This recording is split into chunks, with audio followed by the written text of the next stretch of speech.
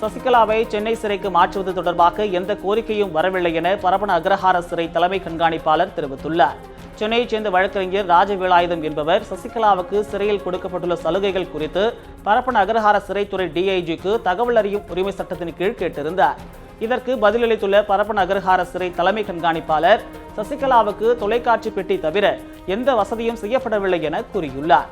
மேலும் சசிகலாவை சென்னை சிறைக்கு மாற்றுவது தொடர்பான எந்த கோரிக்கையும் வரவில்லை என்றும் அவர் விளக்கம் அளித்துள்ளார்.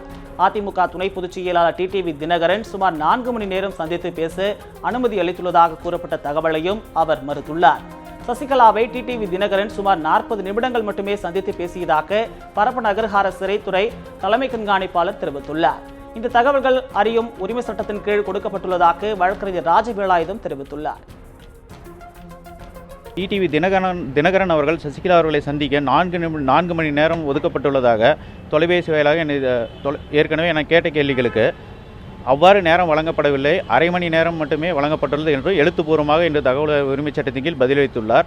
மேலும் சசிகலா அவர்களுக்கு சிறையில் மின்விசிறி வசதி தவிர வேறு எந்த வசதியும் செய்து தரவில்லை என்றும் எழுத்துப்பூர்வமாக குறிப்பிட்டுள்ளார்.